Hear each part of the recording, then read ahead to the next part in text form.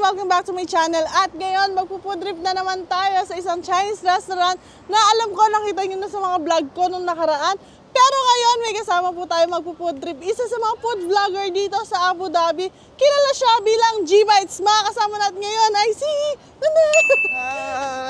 Gary. Ayan, Gary, introduce yourself naman. Hey guys, I am G-Bites and yeah, makakasama ko ngayon ang nag-iisang M. Serrano. So, nandito nga tayo ulit ngayon sa may Al Salama Hospital sa Mr. Baker dito sa Hamdan Street. At excited ko na bang kumain ng Chinese food. Yes, kasi nung mga old branches pa lang nila, I tried na in the food. Excited na yung ka? nakita kong vlog mo noon na yung milk tea talaga. Oh, di ba? Yeah, naggumawa rin ako ng vlog noon. Kaya nga sabi ko, you have the best milk tea in Abu Dhabi. So, tara na. Ano bang hinihintay niyo? Tara na.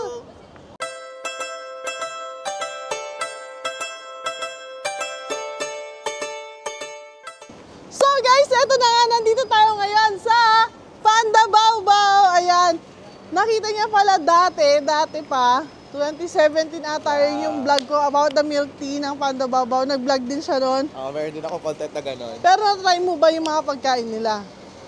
Meron ako na-try dati yung parang noodles something nila sa first branch pa. Yung sa Airport Road. Yeah. Tapos lumipat silang Defense Road. At ngayon, dito na po ngayon sila located sa Hamdan Street.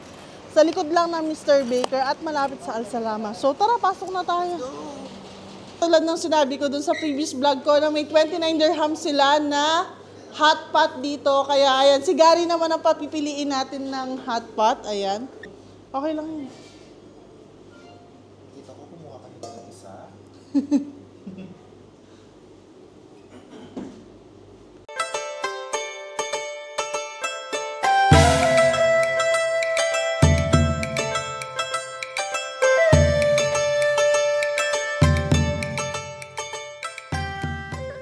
Guys, eto yung nakuha ni Gary.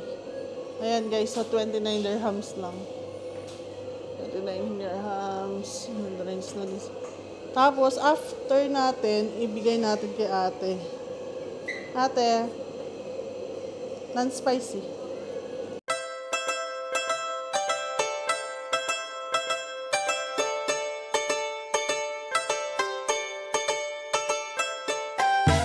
So guys, eto na nga yung mga pagkain namin dito sa Panda Bao Bao. Ayan. Stir fry. So, konti ko man to.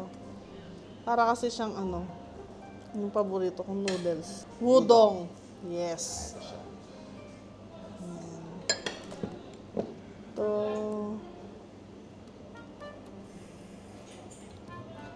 Gary, ilang years ka na nga palang nagbablog? Matagal na, pero nag-start siya na yung ganito, yung na-invite, ganon, 2017. Then na-stop ako. Then nag-restart ulit ako ng 2019. Ba't stop? Kasi hindi siya mag-match sa schedule ko dati. Yung pang-work ko na una. Hindi siya mag-match. Ito yung unang gusto kong tanong. Magkano ang unang TF mo sa pagbablog? TF, as in yung... Binayaran ka bilang vlogger. Pinakauna? Pinakauna-una. Siguro 200. Pero same tayo, 200 din ako. 200. Sa akin, 200 noong 2015. So, ay, siomay. Yung sasama ko. Sabi ko, soup ang lalagay ko, bakit? So, meron tayong spicy beef wok dito. Ito. Wow, spicy. Kulay pa lang. Wow. So, ngayon kasi, ang dami nang gusto maging vlogger. Ano yung ma-advise mo sa kanila?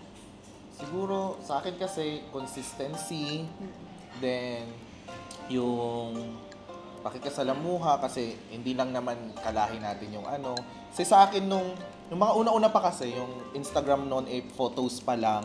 Ang video lang dati YouTube lang talaga. Yes. Madami kang makakasalamuha dyan ng mga ibang lahi. Sila talaga yung mas more dati kaysa sa mga Pilipino. So, doon mo mapapakita yung pakikisalamuha, pakikisama, mga ganyan. And then, dun na, mag-grow ka rin ng sarili mo, kanya-kanyang technique sa pagbablog. Tapos ganun lang, support, then yun na. Naranasan ko yun nung time na yun, yung sa Instagram pa more on talaga yun. Pag-promote. Dati kasi parang na-left out din ako kasi every time na may invites na opening ng ganitong restaurant, ako lang mag-isang Pilipino. Tapos sila, chika-chika kasi same lang sila. Sabi ko, okay lang na mag-isa ako dito. Basta kakain ako, gagawin ko yung vlog ko sir. Tapos doon, I gain respect kasi, you're always in that restaurant, gano'n. You're always you have invites. Tapos you're always alone. Why? Kasi that time wala talaga akong masama. Kasi hindi rin nagsuswak sa schedule ng mga friends ko. Tapos, yun nga, nag-gain ako ng respect sa kanila, sa ibang lahi. Tapos, ang pinaka-main ko pa na parang nandun na ako sa peak ng career ko, nung nag-top 1 talaga ako na Zomato food vlogger, 2018 hanggang 2022. Nilaban ko talaga yun. Yung number 1 doon for 2 years is Indian siya.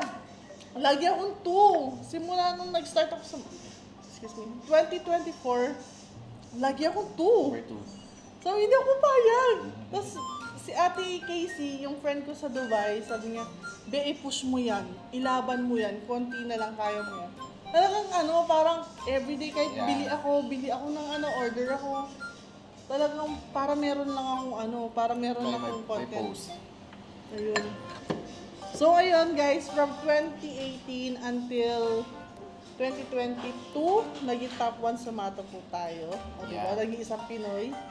And mostly dito kasi nag-invite dati via Zomato talaga siya. Via Zomato, Instagram, ganon. Doon sila tumitingin ng mga influencer before. Ngayon kasi marami na eh. Ay, oh my God, sarap.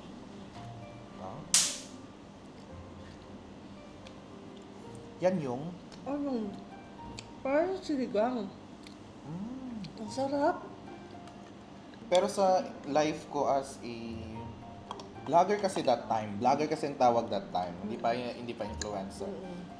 Ako kasi hindi ko penetrate ang Dubai. May invite naman ako sa Dubai pero hindi ko siya penetrate Hirap, kasi no? nga ang hirap i-adjust. Kumbaga sa day off, kalahating araw na yung na-spend ko so wala na akong time magpunta doon. Pero si M kasi talaga nung nasa prime niya, as in talaga nandun na siya ng Thursday, Linggo na siya babalik. Ng Abu Dhabi. Meron pa, Monday ng umaga, as in 4 a.m. Tapos yung pasok ko 7. Ganun siya. Ako hindi ko kaya ng schedule ko kasi that time dati. At saka siguro dahil na rin sa hindi rin kaya ng ko, ng katawan ko siguro. Kasi that time, halimbawa, Friday, Saturday, Sunday. Friday, 5. Saturday, 5. Sunday, 5. Ganun po katindi. Wala pang bayad nun Wala pang bayad kahit transpo, wala pa. Pero kinukuha ko kasi nga, nag-start pa lang ako. So, parang binibuild up ko lang yung pangalan ko that time. Tapos yung mga natulungan naman natin dati ngayon, malalaki na sila, still running. And nakakatuwa lang din na ngayon, they can already pay influencer, pero hindi na tayo influencer nila. May iba na sila mga influencer na binabayaran nila. Nakakatuwa lang. Kasi may mga tinulungan tayo before na liit lang, isang branch lang, ngayon 5 branch na sila. Nag-spread, nag-expand na sila. Try mo to, gusto ko talaga to, sarap. Sige. Yan ko lang to. Yung siomay, sarap yung siomay nila.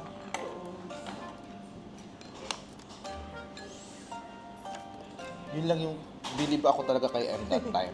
As in super, ang dami niyang kahit fresh from work, diretso na siya sa... Minsan di ba naka-uniform pa ako? Pag guys, tignan niyo yung mga vlog ko, na unang-una, naka-uniform pa ako, kakalabas ko lang ng work, diretso na ako sa opening, kung saan man yun. Wala nang bihis-bihis. Wala nang ayos-ayos. Magkikita na lang kami sa isang event, fresh from work siya. Nakakatawa. Nakakamiss. Tignan natin to. Ano lasa? Ano ba dapat yan? Sinasawsawan? Fried ba? No.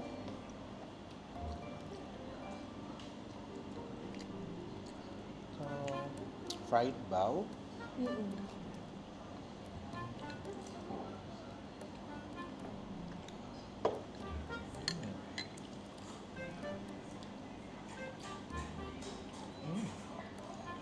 Mahal ano?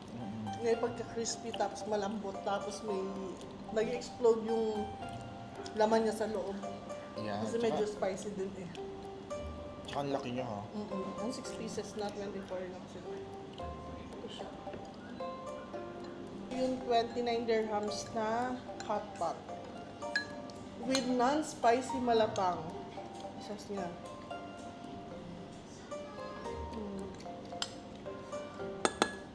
Masarap din kasi siya kasi may sesame and peanut sauce siya. So magsuswak lang siya sa sa panlasa natin. Hindi gusto mo ma-achieve ngayon as influencer. Siguro mag-widen lang kasi mostly ngayon Alin ba yung magwa-widen? mag-widen lang yung yung scope ko pa kasi more of one lang ako. Ngayon nagla-lifestyle lang ako. Kung wala akong event or invites sa bahay. So siguro na hindi lang siya ma-focus mo mismo sa food lang. Yung mag-widen pa siya, mag-grow pa, kumbaga. And may mga awards. Kasi one time, may post ka pa na nakita ko yung mga awards mo na naka-frame. Nasa likod. Nasa frame. Ganyan. Kasi nga, lumipat kami ng bahay ngayon, so naglagay ako ng space doon. Uy, nakita ko yung mga sapatos naka-arrange. Ang ganda. Actually, sa luma yun. Kaya sa luma ba yun? Kaya ko siya pinilm na. So ngayon, medyo hindi ko pa naaayos actually, pero we're getting there. Medyo mahal lang maglipat kasi nga magpapabago ka ng ganito. May mga luma na hindi na pwedeng dalhin sa kabila. Tapos bago na naman. Awards, ganyan. Kahit nominations lang, ganyan. Sige na naman. Yan pa yung mga kailangan pa nating i-achieve. Tsaka malay mo, mga Dubai vlogs din. Uy, marami naman tayo doon mapupuntahan na vlogs. May sasakyan naman na, so makakapag-travel. Ayan, congrats! Pag-day off. Siyempre, kailangan di lang pang-influencer achievement. Kailangan personal growth din and achievement yung na-achieve natin. Yan. Kaya nga, di ba, basta mag-ingat tayo lagi din sa taong pagtatrust natin. Kasi before, I'm planning to have my own restaurant, cafe, ganun. Pangarap ko kasi talaga yun. Food vlogger ka na eh. Ano pa bang pupuntahan mo? Siyempre, it's either skincare lang naman ang ko talaga, which is may skincare line naman na ako. Yung resto, kaso nga, sad to say, ayun, naloko tayo sa put up natin ng business. Yeah. So, mag-ingat tayo lahat. Mag-ingat kayo, guys. 29 dirhams, guys, sobrang sulit niyan. Dalawa kami kumain na. Meron pa tira. Tapos, yung range ng prices ng mga pagkain dito, nasa 20 dirhams to 30 dirhams lang. Sobrang affordable. Ang pinaka nagustuhan ko dito, syempre, of course, siomai, hindi mawawala. Etong hot pot din, sobrang solid nito. Etong sinigang. Hindi siya sinigang, pero spicy fish wok. Yan. Ito pinaka naging gusto ko dito, spicy fish wok. Para kasi siyang lasang sinigang sa atin. Tapos di siya ganun kaanghang. Ito yung nagustuhan ko. Siyempre itong yung noodles. Ikaw ano nagustuhan mo? Noodle person talaga ako kasi ever since. Kaya patok sa akin yung noodles. Tapos ito, okay din to. Hindi ko trinay ito kasi sabi ko, sige, diyan ka lang. One ton. Para sa'yo ba, sulit ang pagkain dito sa Panda Baobab? Of course, price is right. Madami rin yung serving. Tsaka, authentic kasi siya. Yes, Kasi meron mga Chinese food na may touch na ng Filipino touch o kaya ng ibang at least dito authentic siya kasi alam mo yung mga ingredients. Freshly made pa. Handmade and freshly made. Ito na lang, guys. Ito na lang. 29 dirhams lang yung hot pot dito. Tapos ako pa namili ng lalagay sa loob. Yes, siya yung namili. Yung mga fish cake, yung mga tofu, tsaka noodles. So guys, kung gusto nyo makatikim ng authentic Chinese food, pumunta lang po kayo dito sa Panda Baobab. Ito po yung social media account nila. And located lang sila sa Hamdan Street, Sa likod ng Mr. Baker, malapit lang sa Al Salama Hospital. May gusto kong i-plug? Guys, don't forget to follow me. I am G-Bite sa lahat. Ito po, IMG Bites. Yeah. And doon din po, makikita nyo lahat din po ng mga contents ko. Yes. And yeah, that's it. Yan guys, i-follow nyo siya, IMG Bites. Ako din po, i-follow nyo na din po ako. Palambing lang, tuloy. M. Serrano Vlog po sa lahat ng social media ko. Yung DJM po, ako po yun dati. Nahack po yung account ko na yun. Ito na po yung bago kong account, M. Serrano Vlog. And guys, sa mga gusto ng 20 dirhams na voucher from Panda Baobao, ito po yun. I-follow nyo lang po yung Panda?